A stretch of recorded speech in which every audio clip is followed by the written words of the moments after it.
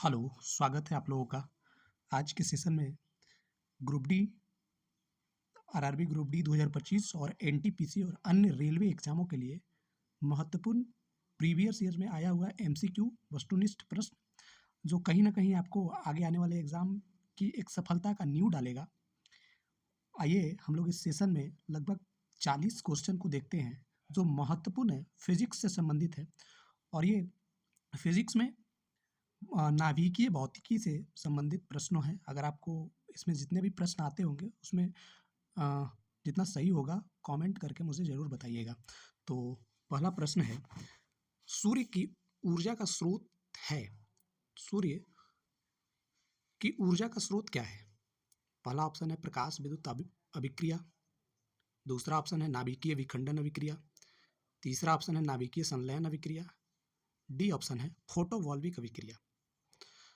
तो इसका सही उत्तर हो जाएगा नाभिकीय संलयन अभिक्रिया। हाइड्रोजन बम का नाम आप लोग जरूर सुने होंगे। हाइड्रोजन बम नाभिकीय संलयन अभिक्रिया के प्रारूप पे ही कार्य करता है।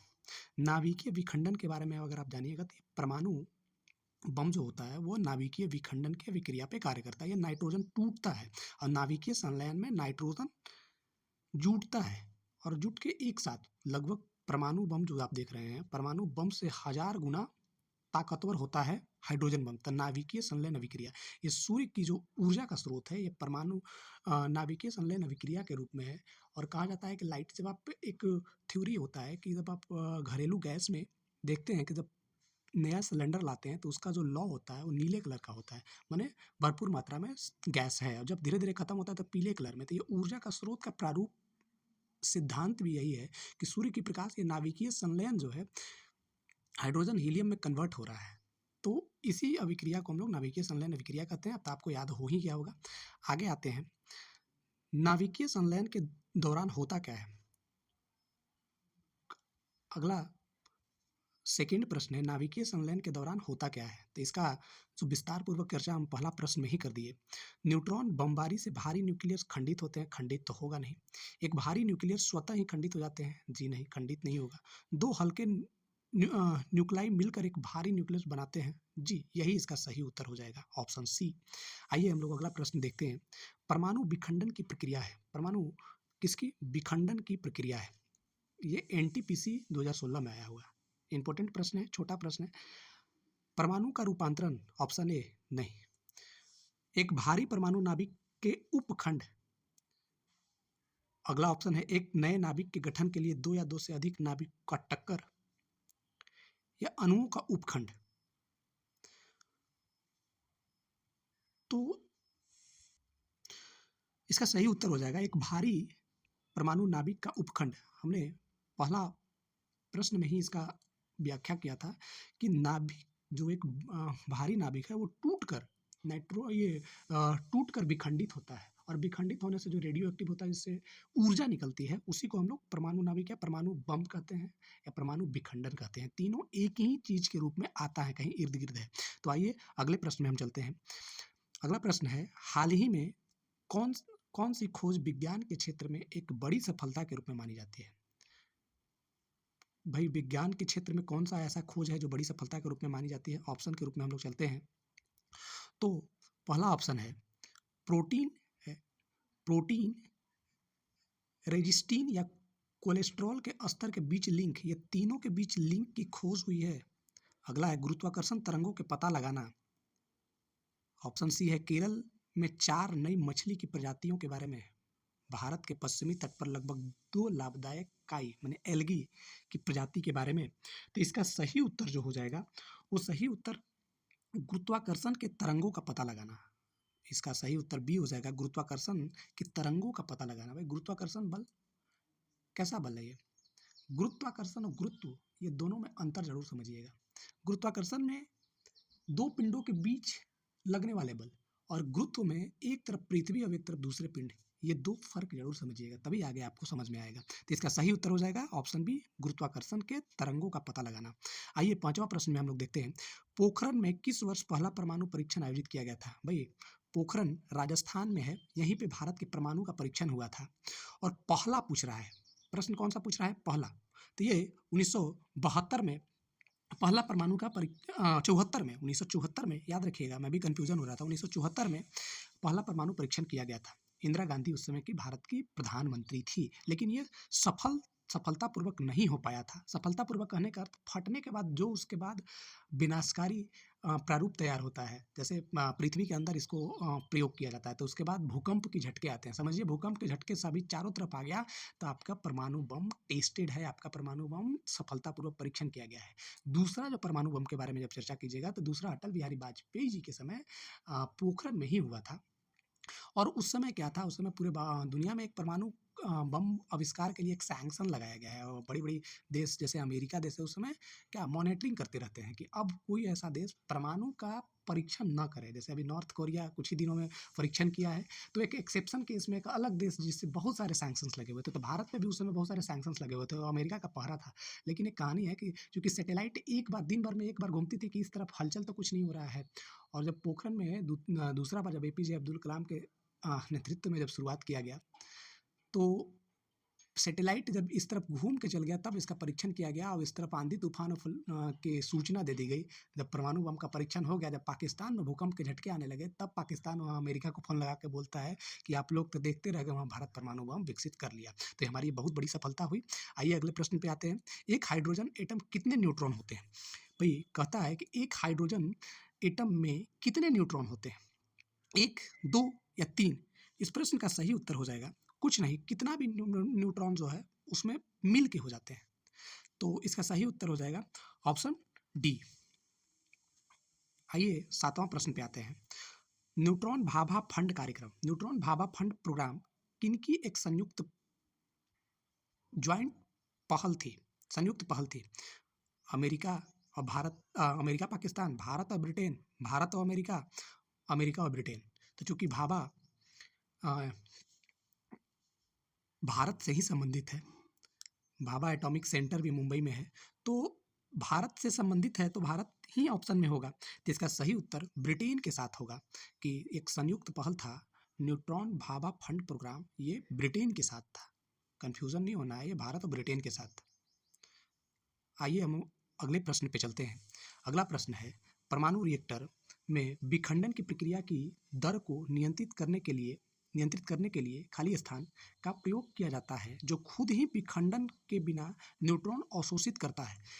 न्यूट्रॉन को क्या करता है? अवशोषित करता है। विखंडन की प्रक्रिया के दर को नियंत्रित करने के लिए, तो इसमें नियंत्रित करने के लिए आप जरूर पढ़े होंगे कि नियंत्रित करने के लिए कैडमियम की छड़ को लगाई जाती है। ऐसे मॉडरेटर के रूप में, माने मंदक के रूप में भारी जल जिसे D2O का प्रयोग हम लोग करते हैं। लेकिन जब हम परमाणु भट्टी बनाते हैं, परमाणु रिएक्टर बनाते हैं, भट्टी बनाते हैं, तो उसमें चूंकि ये अनियंत्रित रूप से ऊर्जा देने लगता है, तो उसे कंट्रोल करने के लिए कैडमियम का छड़ का प्रयोग करते हैं। कैडमियम का छड़ का प्रयोग करने के बाद वो कंट्रोल होता है, नियंत्रित होता है। तो यही बात कहता है कि विखंडन की प्रक्रिया के दर को नियंत्रित करने के लिए खाली स्थान कैडमियम की छड़ का प्रयोग किया जाता है, जो खुद ही विखंडन के बिना न्यूट्रॉन को भैया अपने विखंडित नहीं होता है ये कैडमियम, और न्यूट्रॉन को अवशोषित कर लेता है, एब्जॉर्ब करता है। तो ये दोनों प्रश्न बनता है, एक D2O के बारे में भी जान लीजिए और एक कैडमियम के बारे में भी जान लीजिए। ग्रेफाइट के बारे में आप चर्चा आगे करेंगे। ग्रेफाइट अधातु है, नॉर्मल पानी का प्रयोग नहीं होता है। आइए अगले प्रश्न के बारे में देखते हैं।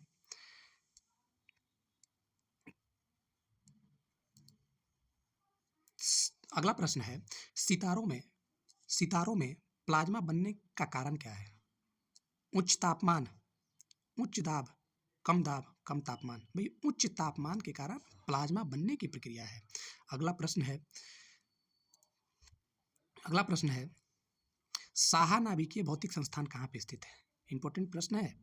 साहा नाभिकीय भौतिक संस्थान कहाँ पे स्थित है? तो ये दिल्ली में स्थित है।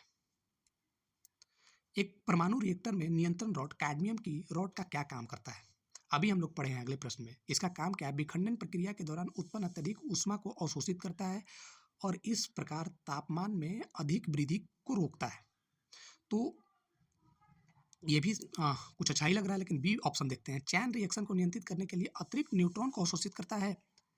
ऑप्शन सी है, न्यूट्रॉन की ऊर्जा को कम करती है ताकि उसे आगे विखंडन प्रक्रिया के लिए उपयोग किया जाए। अगला है, चैन विखंडन प्रक्रिया के लिए आवश्यक न्यूट्रॉन उत्पन्न करता है। ये तो सही नहीं होगा, ऑप्शन डी। तो बचा 3 गो ऑप्शन। अब इसका ऑप्शन जो है, सही ऑप्शन जो हो जाएगा वो क्या हो जाएगा, चैन रिएक्शन। चूँकि ये एक चैन रिएक्शन में बनता है भाई, टूटता है, विखंडित होता है, विखंडित होते रहता है। 2 4 4 8 2 4 4 16 16 256 ऐसे एक प्रक्रिया में बढ़ते रहता है। तो इस चैन रिएक्शन को कंट्रोल करता है। ये क्या करता है, नियंत्रित करने के लिए अतिरिक्त न्यूट्रॉन को अवशोषित कर लेता है। जब अतिरिक्त न्यूट्रॉन को हम अवशोषित कर लेंगे तो वो चैन रिएक्शन में कंट्रोल ही हो जाएगा। तो इसका सही उत्तर ऑप्शन बी हो जाएगा। आगे के प्रश्नों के बारे में देखते हैं। निम्नलिखित में से कौन सा विकल्प भारत के सबसे बड़ा परमाणु ऊर्जा संयंत्र है? भाई भारत का सबसे बड़ा परमाणु ऊर्जा संयंत्र कौन सा है? तो कुडनकुलन परमाणु ऊर्जा संयंत्र, तारापुर परमाणु पावर स्टेशन, राजस्थान परमाणु पावर स्टेशन, या कैगा जनरेटिंग स्टेशन। तो सबसे बड़ा जो है, अगर आप देखिएगा तो सबसे बड़ा तारापुर परमाणु पावर स्टेशन है। ये तारापुर कहाँ स्थित है? तो ये मुंबई में स्थित है। कहाँ है? तो ये मुंबई में स्थित है। अगला कुडनकुलन के बारे में आप चर्चा करते हैं तो ये तमिलनाडु में है। टीएम से समझिएगा, ये तमिलनाडु में। स्थान भी स्टैटिक्स जीके में पूछ लेता है। राजस्थान के नाम ही दे दिया गया। कैगा ये कर्नाटका में है। कहाँ है ये? केआर कर्नाटका में है।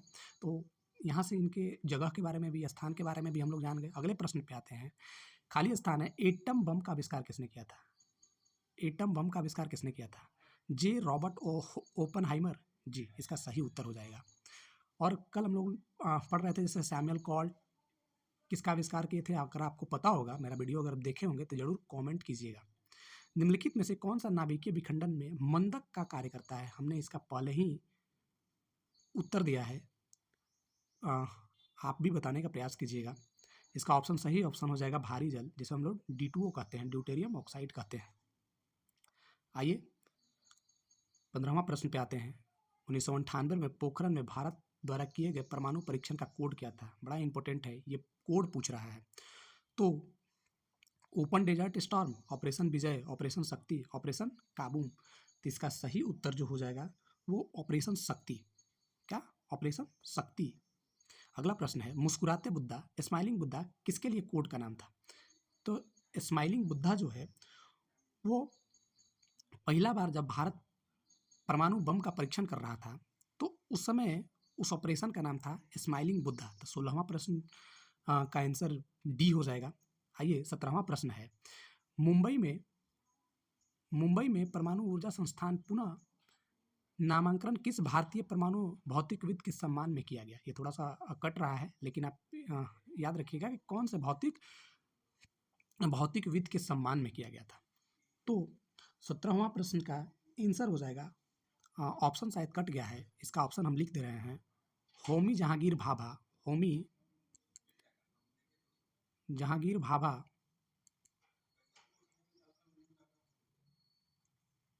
भाभा के नाम पर परमाणु ऊर्जा संस्थान का नाम रखा गया है। अगले प्रश्न में आइए 18वां। 1940 के दशक में कुछ महान वैज्ञानिकों ने यूरेनियम को शुद्ध करने एवं एटम बम का निर्माण करने का प्रयास किया। उनके इस कार्य का प्रोजेक्ट का क्या नाम था? तो इस प्रोजेक्ट का नाम था मैनहट्टन परियोजना। आइए अगला प्रश्न पे आते हैं जल्दी। भारत ने अपने पहले परमाणु उपकरण का परीक्षण कहाँ किया था?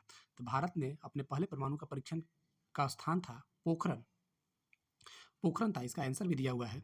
आइए हम लोग आगे देखते हैं। जब किसी भारी नाभिक को टूटने से 2 छोटे नाभिक बनते हैं तो विशाल मात्रा में ऊर्जा उत्सर्जित होता है। इस क्रिया को क्या कहते हैं? टूटने के बाद, तो टूटने की क्रिया के बारे में हम लोग बता चुके हैं, नाभिकीय विखंडन कहलाता है। आइए अगले प्रश्न के बारे में चलते हैं। सूर्य में कौन सा तत्व सर्वाधिक मात्रा में रहता है? सूर्य में सबसे अधिक हाइड्रोजन है।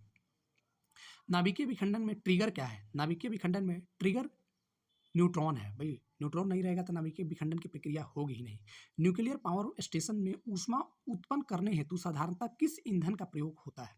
भाई ऊष्मा उत्सर्जन के लिए यूरेनियम 235, 2 चीज, यूरेनियम 235 और प्लूटोनियम 239 का प्रयोग आप देखिएगा कि हर जगह होता है, लेकिन यूरेनियम 235 के बारे में आप जरूर जानिएगा। अगला प्रश्न है, सोलर सिस्टम को किसने खोजा? सोलर सिस्टम की खोज कॉपरनिकस ने किया। भाई जाहिर से सवाल है, कॉपरनिकस के बारे में जब आप पढ़िएगा ग्रहों की गति के बारे में, 2 चीज, केपलर, कॉपरनिकस और गैलीलियो, इन्होंने सिद्धांत दिया, उसको प्रूव किया और आगे चलकर तीनों को एक ग्रहों की गति के रूप में इंपॉर्टेंट वैज्ञानिक के रूप में देखा जाता है। तो आगे के प्रश्न पढ़ते हैं। 25वां प्रश्न है, सभी भारी रेडियो सक्रिय तत्व अंतिम रूप से परिवर्तित होते हैं किस में?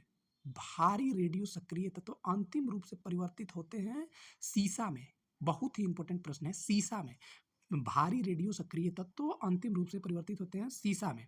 अगला प्रश्न है कि सही जोड़िए। रेडियो को खोज किसने किया था? जाहिर सी सवाल है, रेडियम लिखा हुआ है, रेडियो ने, रेडियम। इसके बाद क्वांटम सिद्धांत, एक्सरे, तो जो आता है पहले उसको आप ट्रिक लगाइए, उसके बाद ऑप्शन बनाइए। तो एक्सरे का WC रोवेंटजन सबको जानते हैं, एक्सरे का खोज किसने किया था? WC रोवेंटजन। रेडियम का खोज मैडम क्यूरी, 2 जान गए। और क्वांटम सिद्धांत हम लोग पढ़े हैं मैक्स प्लैंक के द्वारा और पीरियोडिक टेबल मेंडलीफ के द्वारा। तो इसका सही उत्तर हो जाएगा, आप देखिएगा तो सही उत्तर हो जाएगा सी, इसका सही उत्तर हो जाएगा। दिया भी है। आगे चलते हैं। अंतरिक्ष में दो बिंदुओं को पृथक करने की दूरी को क्या कहते हैं? भाई, अंतरिक्ष में 2 बिंदुओं को पृथक की दूरी को क्या कहते हैं? लंबाई कहते हैं। आगे के प्रश्नों पे चलते हैं हम लोग। तो अगला प्रश्न है नाभिक का आकार। बड़ा इंपॉर्टेंट प्रश्न है। नाभिक का आकार 10 के पावर -10 मीटर, 10 के पावर -9 मीटर, 10 के पावर -5 मीटर, 10 के पावर -15 मीटर। तो जब आप प्रश्न देखिएगा कि नाभिक का आकार जो है वो 10 के पावर -15 मीटर होता है, तो याद रख लीजिएगा 10 और 5 15, तो माइनस में 10 के पावर -15। मैंने नाभिक जो होता है, जब आप परमाणु के बारे में पढ़िएगा तो न्यूट्रॉन, प्रोटॉन और इलेक्ट्रॉन, तो न्यूट्रॉन और प्रोटॉन नाभिक में होता है, तो उसकी जो आकार होती है वो 10 के पावर -15 मीटर होती है। 10 के पावर -15 मीटर मैंने कितना छोटा होता है। अगले प्रश्न पे आते हैं।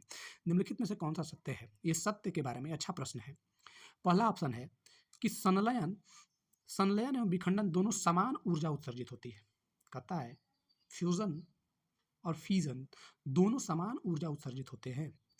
संलयन नहीं, समान कैसे ऊर्जा उत्सर्जित होते हैं भाई? तब तो परमाणु बम और हाइड्रोजन बम समान होते। संलयन प्रति इकाई द्रव्यमान में उत्सर्जित ऊर्जा विखंडन में प्रति इकाई द्रव्यमान में उत्सर्जित ऊर्जा से अधिक होती है। हाँ, ये सही है। विखंडन में प्रति परमाणु उत्सर्जित ऊर्जा संलयन में उत्सर्जित ऊर्जा से अधिक होती है। गलत है। विखंडन में प्रति इकाई द्रव्यमान की उत्सर्जित ऊर्जा संलयन में प्रति इकाई द्रव्यमान उत्सर्जित ऊर्जा से अधिक, ये भी गलत है। तो इसका सही उत्तर जो हो जाएगा वो सही उत्तर बी हो जाएगा। अगले प्रश्न पे चलते हैं। रेडियोधर्मी तत्व जिसका भारत में विशाल भंडार पाया गया, रेडियोधर्मी तत्व, रेडियो एक्टिव तत्व जिसका विशाल भारत में भंडार पाया गया, वो क्या है? तो वो है प्लूटोनियम है। जब आप इसके प्रश्न के बाद, नहीं, थोरियम है, प्लूटोनियम नहीं, थोरियम। ये जब आप कोरोमंडल तट की तरफ आते हैं, तमिलनाडु या इस तट की तरफ आते हैं, जब आप पढ़े होंगे भारत के मैप में, तो उस तरफ थोरियम का बहुत बड़े पैमाने पे विशाल भंडार पाया गया। लेकिन अभी इसका बड़े व्यापक पैमाने पे प्रयोग भारत अभी नहीं किया है, लेकिन आगे आने वाले में इसका प्रयोग किया जा रहा है। ऊर्जा के रूप में प्रयोग किया जा सकता है। सूर्य की रेडिएंट ऊर्जा किससे उत्पन्न होती है? सूर्य की रेडिएंट ऊर्जा, पहले भी प्रश्न आया हुआ है, ये नाभिकीय संलयन से होती है। आगे के प्रश्न है, नाभिकीय रिएक्टर में मंदक के रूप में इनमें से किसका उपयोग होता है? दूसरा बार ये प्रश्न आया है, ये भारी जल का प्रयोग होता है। ठीक है। कैडमियम और ग्रेफाइट की छड़ किसको कंट्रोल करने के लिए, चैन को कंट्रोल करने के लिए प्रयोग किया जाता है। 3 प्रकार के रेडियो सक्रिय अवयव द्वारा संक्रमित विकिरणों में कौन सी एक्स किरणें का तुल्य है? कहता है 3 प्रकार के रेडियो सक्रिय अवयव द्वारा संक्रमित विकिरणों में कौन सी एक्स किरणों की तुल्य है किंतु कम तरंगदैर्घ्य है? कहता है कि अवयव द्वारा संक्रमित विकिरण को कौन सी एक्स किरणें के तुल्य, माने कौन सी बराबर है किंतु उसका जो वेवलेंथ है वो कम है, जैसे अल्फा विकिरण, बीटा विकिरण, गामा विकिरण। कहता है कि कम है, यानी गामा किरण के बारे में देखिएगा तो इसका जो ऊर्जा है या उसका जो रेडियो सक्रियता है वो सबसे ज़्यादा है, लेकिन इसका तरंग दर एकदम कम है।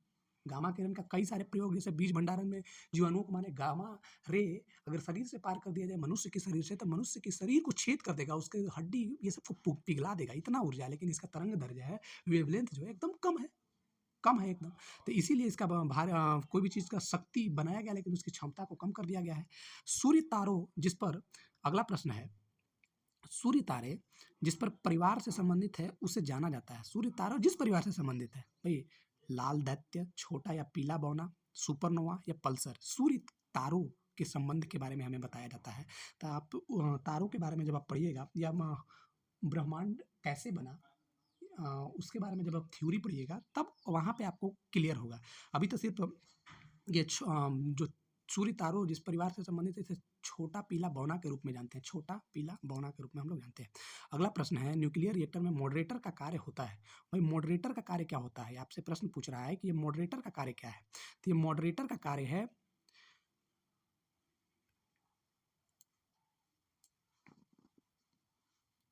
न्यूट्रॉन के लोड को कम करना। भाई मॉडरेटर का मंदक का न्यूट्रॉनों का लोड को कम करना। अगला है 36वां प्रश्न, छिद्र कार्य करता है परमाणु जैसा। भाई एक छेद है वो कार्य कैसे करता है, परमाणु जैसा। ऋणात्मक आवेश, धनात्मक आवेश या फिर क्रिस्टल या इनमें से कोई नहीं। भाई जो छिद्र कार्य करता है परमाणु जैसा, भाई जाहिर सी सवाल है धनात्मक आवेश के रूप में कार्य करता है। कैसा, ऋणात्मक आवेश। ये प्रश्न पूछने लायक है। तो ये धनात्मक, छिद्र कार्य करता है परमाणु जैसा, कैसा, धनात्मक आवेश के रूप में। अगला है, सूर्य में नाभिकीय ईंधन है। सूर्य में कैसा है, नाभिकीय ईंधन है। भाई कौन सा, हाइड्रोजन। अगला प्रश्न है, निम्नलिखित में से कौन सा कैथोड द्रव उच्चतम उत्सर्जन दक्षता प्राप्त करता है। कैथोड द्रव, भाई कैथोड के बारे में चर्चा प्रश्न पूछ रहा है। जब आप कैथोड की चर्चा करते हैं तो कैथोड ऑक्साइड विलोपित करती है। कैसे करती है, ऑक्साइड को विलेपित करती है, ऑक्साइड को विलोपित करती है। अगला प्रश्न है, द्रव्यमान ऊर्जा समतुल्य का संबंध E बराबर mc² जो आइंस्टाइन ने दिए हैं का प्रतिपादन किसने किया है। तो भाई आइंस्टीन किए हैं, पहले ही मैं बता दिया। 40वां प्रश्न है, नाभिकीय रिएक्टर में न्यूट्रॉनों को शोषित करने वाला तत्व है। नाभिक न्यूट्रॉनों को शोषित करने वाला तत्व है, कौन शोषित करता है, कैडमियम करता है। औसत रूप से 41वां प्रश्न है कि यूरेनियम 92 235 ये ईंधन के रूप में इसका प्रयोग करते हैं हम लोग, कि एक विखंडन में कितने न्यूट्रॉनों का उत्सर्जन होता है। बहुत ही अच्छा प्रश्न है, 3 न्यूट्रॉनों का, याद रख लीजिएगा। यूरेनियम 235 कितना, 3 न्यूट्रॉनों का विखंडन उत्सर्जित करता है। अगले प्रश्न के आते हैं, प्रसिद्ध बिग बैंग थ्योरी किस सिद्धांत, मुख्य सिद्धांत पर आधारित है। तो ये जो सिद्धांत है वो डॉपलर के प्रभाव के सिद्धांत पर है, डॉपलर के प्रभाव के सिद्धांत पर है। अगला है, कोबाल्ट 60 से कौन सी किरणें निकलती है। कोबाल्ट 60 से गामा किरणें निकलती है। कोबाल्ट 60 से क्या निकलती है, गामा किरणें निकलती है। तो ये 43 प्रश्न, सॉरी 40 प्रश्न नहीं, ये 43 प्रश्न रहे। और अगर आपको बहुत अच्छा लगा होगा तो आप ज़रूर इस वीडियो को लाइक कीजिएगा, सब्सक्राइब और शेयर जरूर कीजिएगा। और ऐसे ही MCQ वस्तुनिष्ठ प्रश्न, रेलवे से संबंधित प्रश्नों को देखने के लिए मेरे चैनल पे बने रहिए। मैं और महत्वपूर्ण प्रश्नों को खोज कर लाऊंगा जो प्रीवियस ईयर में पूछा गया होगा। आपके लिए आने वाले एग्जाम में बहुत ही महत्वपूर्ण होगा, एक न्यूज़ साबित होगी, एक बेस साबित होगा आने वाले एग्जाम।